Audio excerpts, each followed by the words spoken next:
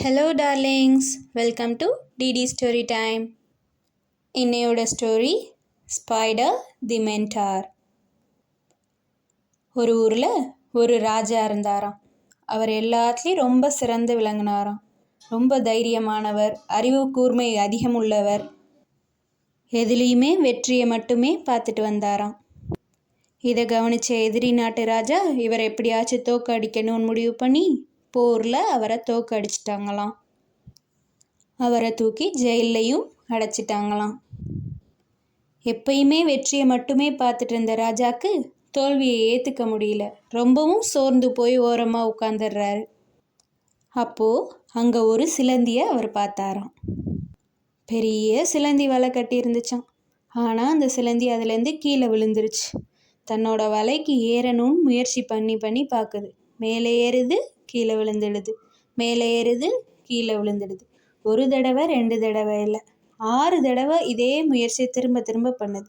7ஆவது தடவை கடைசியாக அதோட வலையை அடைஞ்சிருச்சு.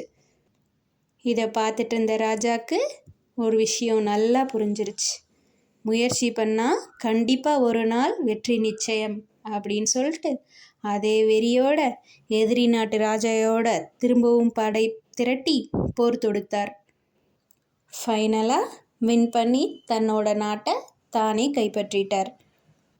எப்படி ஒரு சின்ன சிலந்தி கூட ஒரு பெரிய நாட்டு ராஜாக்கு டீச்சராக இருந்திருக்குல்ல.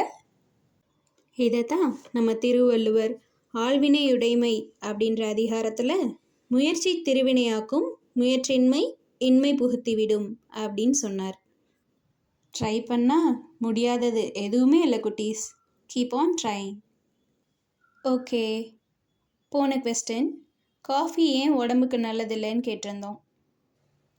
ஏன்னா காஃபியில் 2 இருக்கே. ஓகே, இன்னையோட கொஸ்டின், ஒரு எறும்புக்கு அண்ணன் இருந்தால், எல்டர் பிரதர், அந்த எறும்பை நம்ம எப்படி கூப்பிடலாம்? திங்க் பண்ணி ஆன்சர் பண்ணுங்கள். தேங்க்யூ.